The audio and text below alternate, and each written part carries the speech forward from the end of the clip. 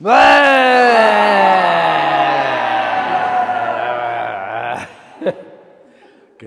So that's an example of we're processing, we're letting out what we're kind of not wanting to feel, and sometimes that's very helpful.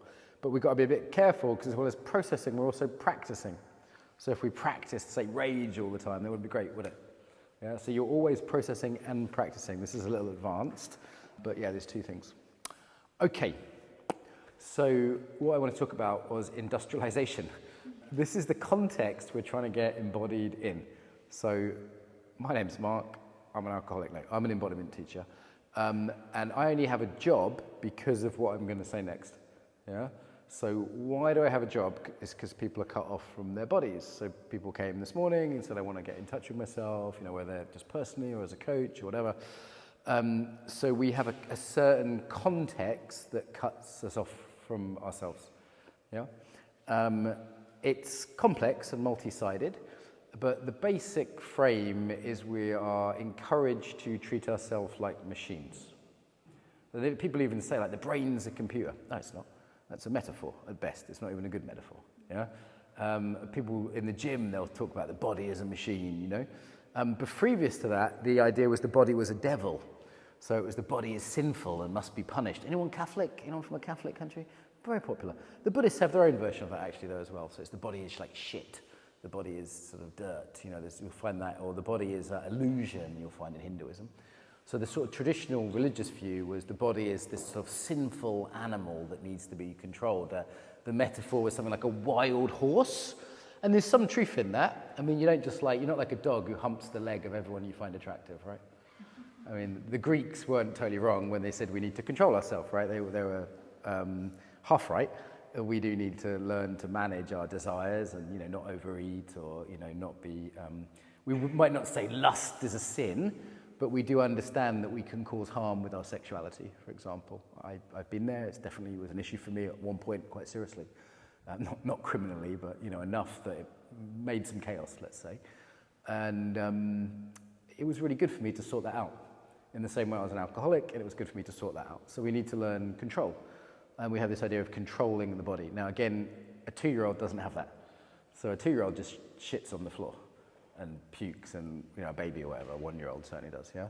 And a 2-year-old that has a tantrum when they're angry, they just scream and shout. And as we get older, we go, you know what, I can't just have a tantrum when I don't get any candy, you know what I mean? You might feel like it, and you might do it as a joke, but even the biggest Brighton hippie has some level of self-control emotionally, okay? Not much sometimes, but anyway. So that's bad, but if we take the virtue of, it sounds very old-fashioned, like abstinence or prudence, these are virtues. Okay, and if you meet someone without them, you're meeting a very out-of-control person. Maybe like the homeless guy tried to start a fight with me this morning, was throwing shit at people. I mean, that's not how you want to be, right? Or the child who's just completely without training. So that principle of controlling the body isn't wrong, but let's say it got overemphasized in culture. So it was like, the body is sinful or something like that, right? So it kind of went a bit far from that sort of original Greek idea, which was probably quite needed at the time.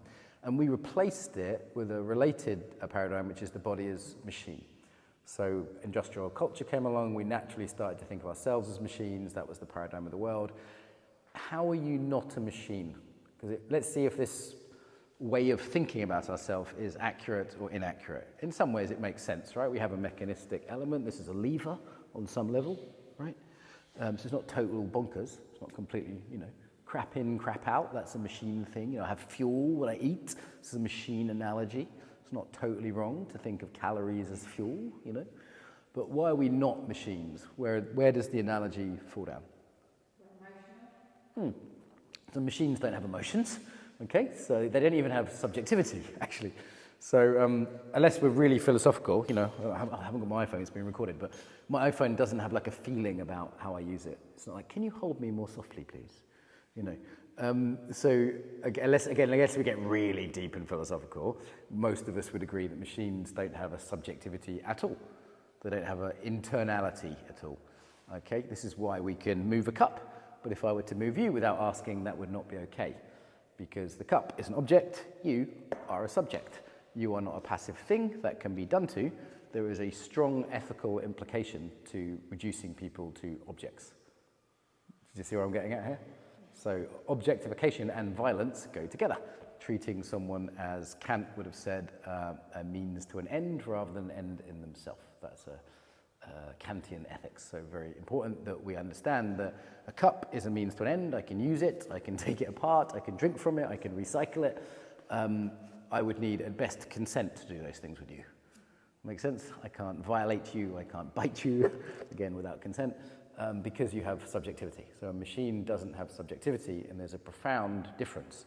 Also notice a cup doesn't just move, right? I can predict where that cup's going to be in 1 minute's time. It's going to be right there. If I had a dog, okay, which isn't a machine either, I have no fucking idea where it'd be in 1 minute's time. Okay, so there's a level of unpredictability because it has consciousness, it has, we could say free will, if not free will, at least a level of complexity, depending on your philosophics. Philosophics, is that a word? It is now. Okay, so we have a degree of complexity, we have a degree of agency. The cup can't be like, fuck you, I don't want to be drunk from. Whereas a girlfriend can totally say that. She can say, please stop putting your mouth on me. You can't, ha ha ha. See what I mean? No ethics, no complaint, no choice. Okay? You are not a cup. That is today's lecture. So you're not a cup. You're not a machine. You're not an object. How else are we not machines? Machines are predictable. Yeah, dog isn't. Definitely human being isn't. What's Fridasa going to do this evening? I don't know. I can make some guesses, but there's a degree of not just agency, but complexity. Yeah? So someone once said, women are not to be understood, they are to be loved. Now, it's slightly sexist, but there's some truth in that, in my experience. It's better to relate to a human being, that's not just a woman, but a human being as someone to be loved rather than someone to be understood and worked out. We can work out a machine. Have you tried to work out a human being? Good luck. Okay, good luck. If that's your intention, I think you'll be fucked. Good. So what else is different from a machine? Humans are organic. What do I mean by that? They're non-linear. They're cyclical. Most machines are the same. This cup, very simple machine, it's pretty consistent. Now, unless we take the long view of Buddhism and it disintegrates into atoms, it is still a process, it is still a verb, but it's more or less objective. It's more or less a thing that stays the same. Human beings have cycles, menstrual cycles, life cycles, day cycles. Most machines aren't so cyclical as we are. So we have this organic, messy, cyclical nature. And I've found that if I don't, as a coach, just to make it practical, as a coach, if I treat someone as consistent, it will be a bad coaching session. Because a coaching session has a beginning, a middle, and an end. Because it has a story, it has a rhythm, unlike a machine. Yeah? Sometimes machines have a simple rhythm, but they don't have rhythms within rhythms within rhythms. They're not messy and organic in the same way. Okay? So they don't have so much agency. There's a different ethical implication to them. They're not done to, they're done with. We relate to people and hopefully animals as well. We relate to people and animals, whereas, with my cup, I can do to rather than with. Does that make sense? Yeah. If you're very skilled with an object, like a sword or an artist with a brush, it might start to feel more like a relationship, actually. Yeah. So why do I have a job? Because people have forgotten this. We treat ourselves as machines. How do you treat yourself as a machine? We'll do a bit of a reflection, because that's how you disembody yourself. So, for example, I try and do 8 hours of work every day, no matter what, 12 months a year. Well, I've found that's a terrible idea. If I try and work in December how I work in September, that's just a horrible idea. It doesn't work out very well. I might not treat myself ethically. I might not relate to myself. I might objectify myself.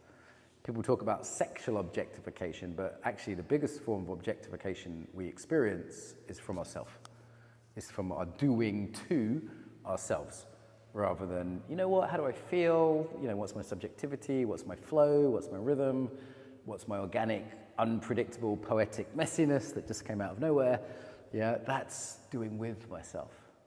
Whether I, go to work and do 1,000 emails. I once heard Andrew Tate say, I don't care how I feel, I just do what's in my diary. And I'm like, well, that's pure objectification, right? You're not doing with yourself. And sometimes it's good to be willful, to push through, that's not a bad masculine trait, but balanced with some listening and sensitivity and some intuition and flow, right? These are traditionally more feminine side. Traditionally, by the way, the body was feminine.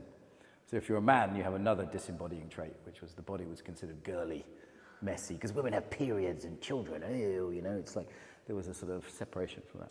Yep. So, yeah. So the next exercise in pairs, and if you're watching on YouTube, you can put it in the chat, is how do you treat yourself like a machine? So it might be I'm non-linear, it might be I'm objectifying, I work too hard. Even that phrase, work too hard, you can't work a cup too hard. You just keep cupping it, it's just because it's a cup thing, right? It's not like, I'm not feeling it today, I need a weekend off, yeah? So you are not machines. If you treat yourself as a machine, that is violence. That is almost a definition of violence, actually. And we are encouraged in many ways to treat ourselves as machines, even having electricity and having, you know, work weeks that are not cyclical, that don't have holiday times a year. It's not very human. Actually, medieval times were much better. They had cycles and a lot of holidays and a lot of harvest times and different religious festivals throughout the year. So even though medieval times were bad in other ways, they were very good when it came to this. They didn't have the machine metaphor. It didn't exist at that point. There weren't enough machines. Make sense? All right. So with a partner, how do you treat yourself like a machine? Because if you want to get embodied, that's what you need to avoid. Cool.